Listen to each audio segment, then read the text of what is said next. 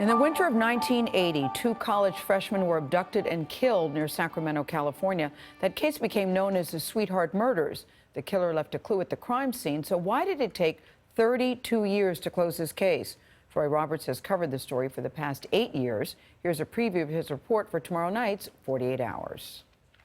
It could happen to anyone. Any one of our children, any one of our family.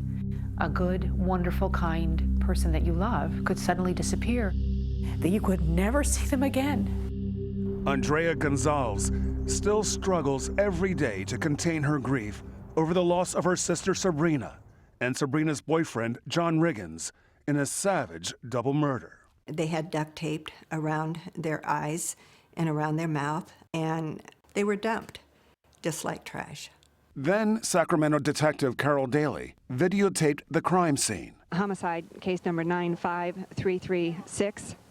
It was December 22nd, 1980. I've just never been able to forget it. Investigators were stunned, and so was the college town of Davis, California, where Sabrina and John were freshmen with promising futures. She loved kids. She loved being with kids, working with kids. She wanted to be a physical therapist. John was considering following in his father's footsteps. Dr. Richard Riggins was an orthopedic surgeon. Do you ever think about what kind of man your son would have become?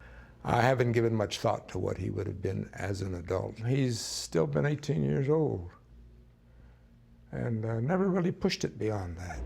For more than a decade, police chased false leads. 4 suspects were arrested and faced the death penalty. But on the eve of their trial, the case fell apart for lack of evidence. They framed me and almost got away with it. And that's an outrage! As the case went on and on, I think we had lost hope. But it turns out the key to solving the case was there all along. At the crime scene, the killer had left stains on a blanket, Sabrina's birthday gift to her sister Andrea.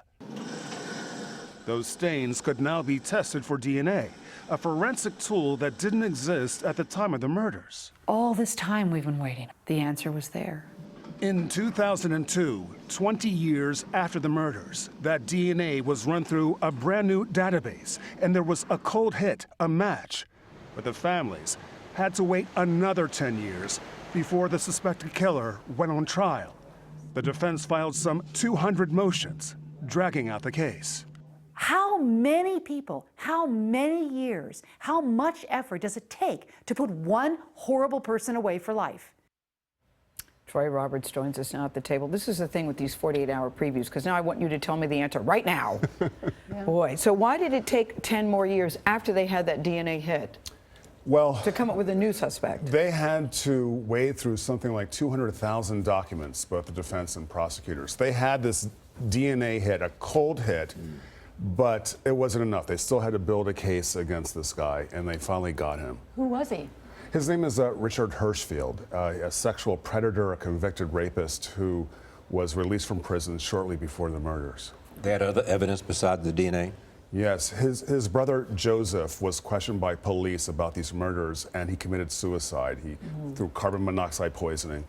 And he left behind a note that read in part that I've been living with this horror for so many years, and that Richard, his brother, did commit these murders. So he helped convict his own brother from the grave. And it wasn't one of the original 4 who was arrested.